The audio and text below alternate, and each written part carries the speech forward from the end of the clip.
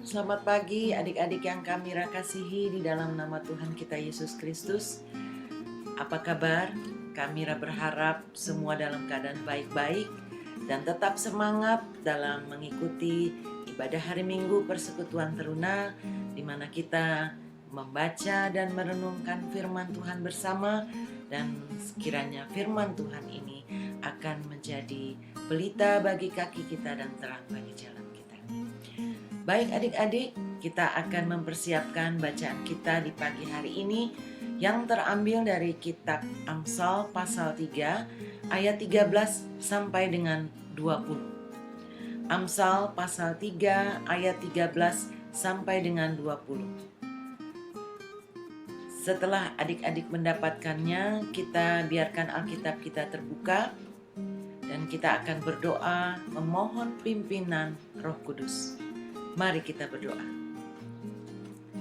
Segala puji dan syukur Tuhan, kami naikkan kehadirat-Mu atas penyertaan-Mu dalam hidup kami di pagi hari ini, di mana kami dari Persekutuan Teruna GPIB Bethlehem boleh bersama-sama berkumpul untuk mendengarkan firman-Mu serta merenungkannya.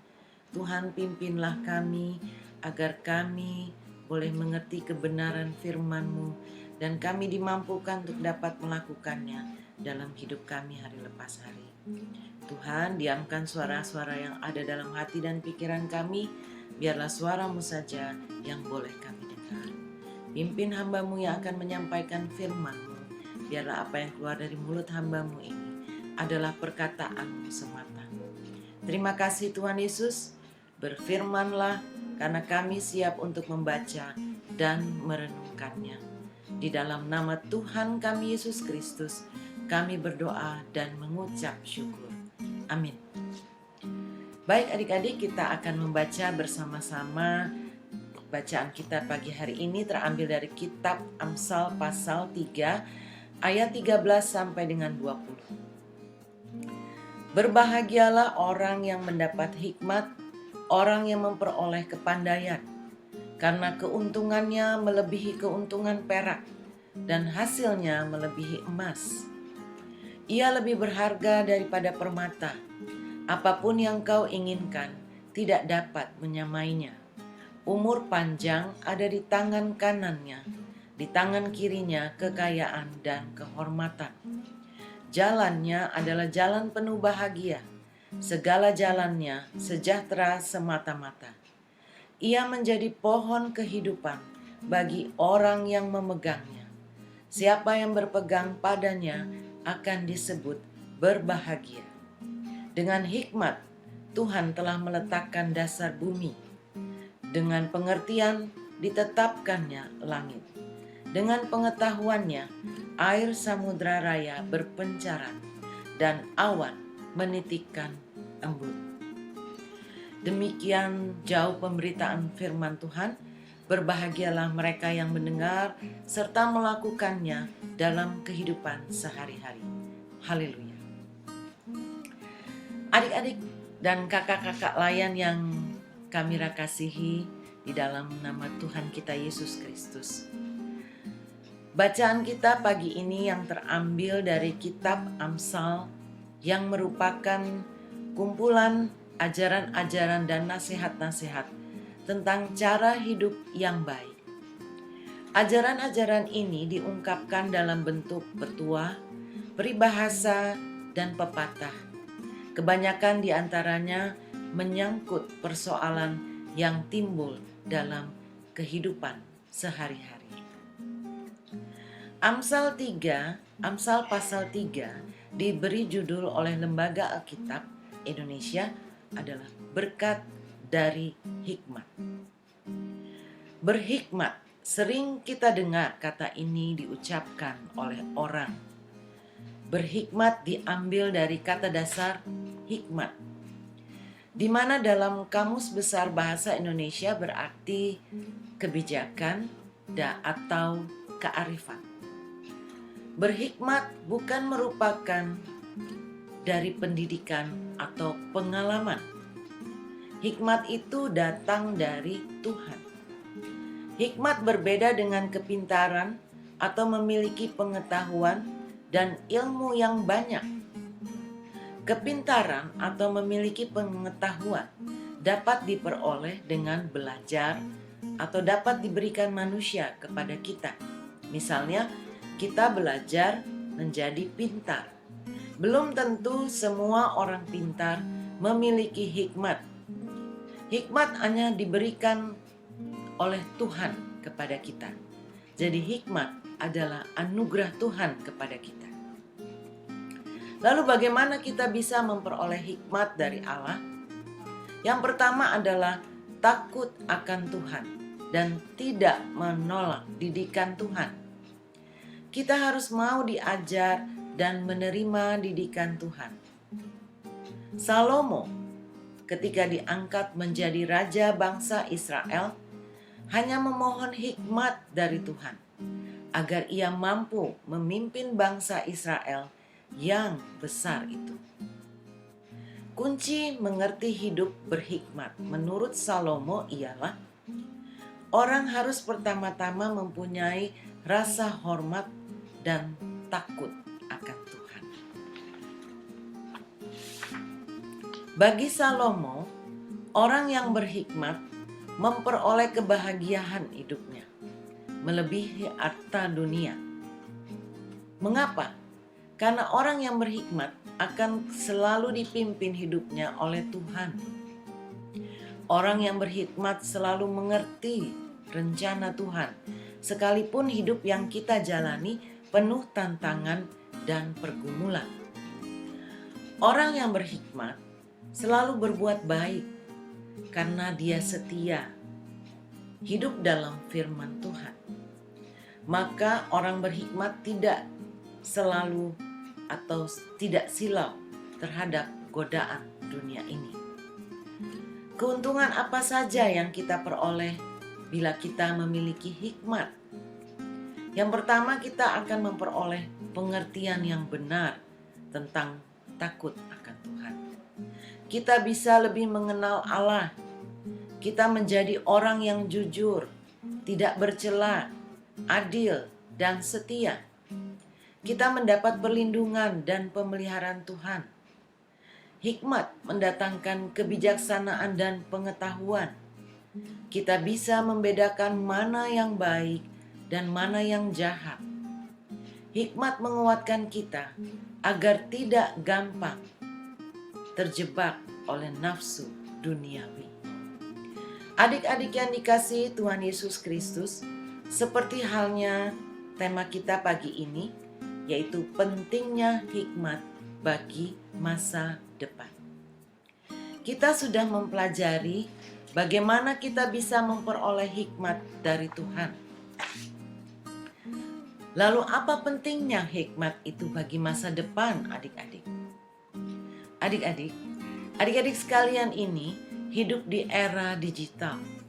Di masa-masa pandemi COVID-19 ini, adik-adik diharuskan menjalani proses belajar online di rumah atau daring.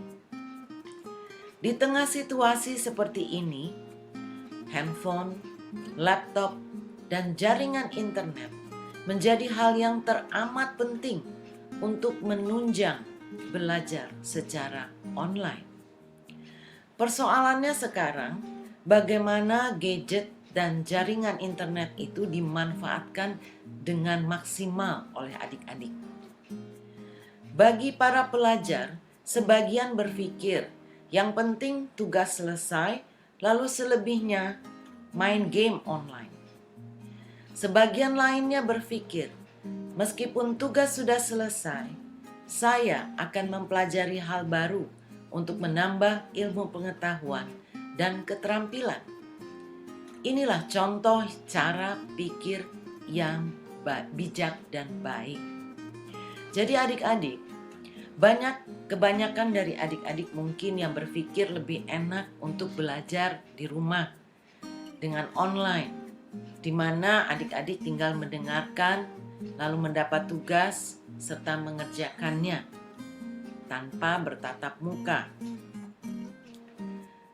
Sesudah itu adik-adik akan mulai dengan membuka laptopnya, kadang-kadang ada yang bermain game, atau chattingan, dan sebagainya. Padahal kita harus berhikmat bagaimana kita menggunakan gadget kita dan jaringan internet itu tadi.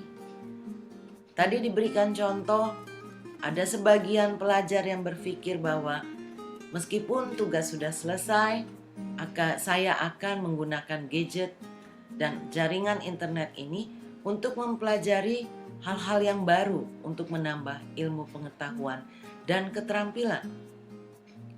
Sehingga adik-adik akan semakin pandai dan pintar. Adik-adik menambah wawasan adik-adik dengan melihat ilmu pengetahuan yang adik-adik bisa cari lewat jaringan internet tadi.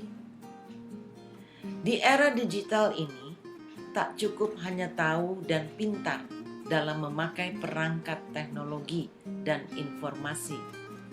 Kita memerlukan hikmat dari Tuhan agar dapat memanfaatkannya secara pantas atau sopan santun, efektif dan efisien untuk kemajuan dan kebaikan diri sendiri.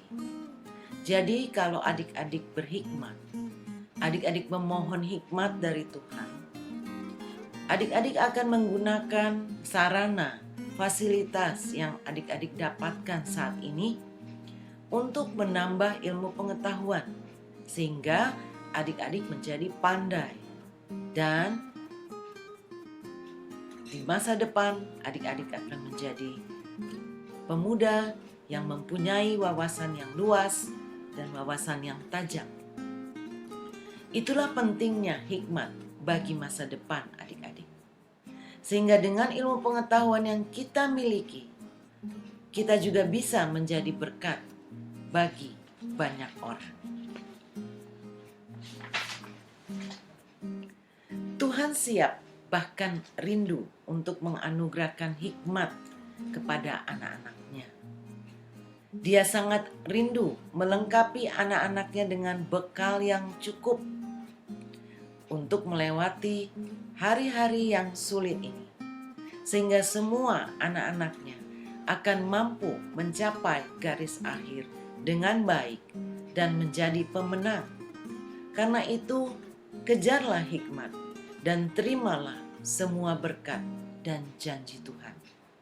Adik-adik harus mengejar hikmat itu, bukan untuk memperoleh berkat, tetapi untuk memperoleh hikmat, sehingga adik-adik bisa melihat mana yang buruk, mana yang jahat, mana yang baik dan mana yang tidak baik, mana yang pantas untuk adik-adik lakukan ataupun yang tidak pantas. Itu disebut hikmat. Kalau kita berhikmat, maka Tuhan akan memberkati kita. Hidup adik-adik akan menjadi baik, sehingga masa depan pun akan menjadi cemerlang. Adik-adik akan meraih cita-cita yang adik-adik inginkan. Kalau kita menggunakan hikmat itu dengan sungguh-sungguh. Tadi Kamira sudah sampaikan bagaimana caranya kita untuk mendapat hikmat, yaitu kita mempunyai rasa hormat dan takut akan Tuhan, serta setia dengan firman Tuhan. Jadi kunci yang utama adalah rajin belajar, rajin berdoa, rajin membaca firman Tuhan. Sehingga adik-adik akan memperoleh hikmat. Tuhan akan menganugerahkan hikmat.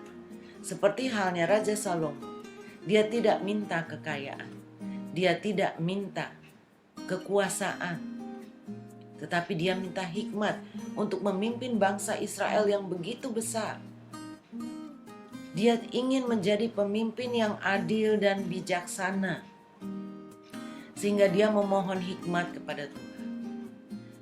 Lihat, bukan hanya hikmat yang Tuhan berikan, tetapi Tuhan juga memberikan kepada Raja Salomo kebahagiaan, kekuasaan, kekayaan yang luar biasa.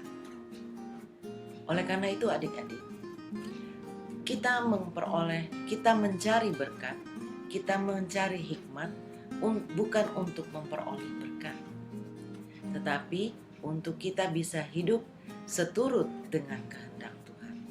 Kita bisa mengenal rencana Tuhan dalam hidup kita. Walaupun kondisi saat ini sulit, kalau kita berhikmat, kita akan mengerti rencana Tuhan. Dan kita akan menyerahkan hidup kita sepenuhnya kepada Tuhan. Biar Tuhan yang bekerja. Asalkan kita tetap terus berusaha untuk mengejar hikmat itu. Oleh karena itu adik-adik, bukan hanya menjadi pintar, tetapi kita sebagai anak-anak Tuhan harus menjadi orang yang berhikmat. Hanya mengandalkan kepandaian, hanya mengandalkan kekuasaan, belum tentu berhikmat. Oleh karena itu, kejarlah hikmat. Terimalah semua berkat dan janji Tuhan. Amin. Tuhan memberkati. Selamat hari Minggu.